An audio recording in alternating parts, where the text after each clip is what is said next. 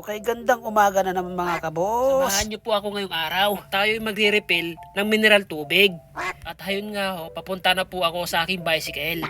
Hala! Nasa dulo pala yung bike ko, kaya sumurkat na lang po ako sa likod. Pero sadya ho talaga dito ko pinapark sa likod. Sadya ho talaga napakarami ng bike, kaya dito ko na po pinaparada sa likod. At ayan na nga po, tinatali ko na yung mga galon ko na paglagyan ko ng tubig. Pasikat ka boy! At ayan nga ho, tinatali ko na dyan kahit hindi marunong magtali. Mga 100% tali pogi lang. Di ba pogi ka? Di ba? Ay lumindol. Lumindol, joke lang, joke lang. Sa hindi po nakakaalam, yung mineral water na yan ilibre. Unli refill na ho. Parang unli rice sa mang inasal. Ayan nga ho, papunta na po ako kung saan ako magre-refill.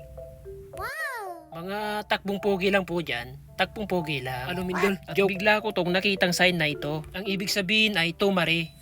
Ang sa Tagalog ay Kay Mare. At ayan na nga ho, nakarating na po ako sa aking pupuntahan. Mga galawang pogi lang. Pogi lang. Lumindol ulit. Joke. Ayan na nga ho, finally.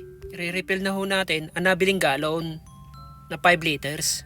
Ilagay lang ho natin sa loob at pindutin ang buton, hintayin mapuno, saka natin isalin sa malaking galon.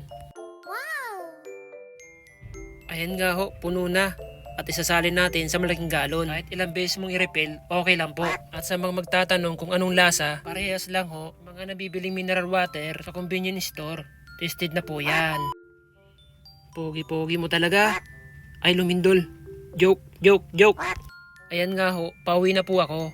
Isinare ko lang po kung paanong uminom ng libreng mineral dito sa Japan.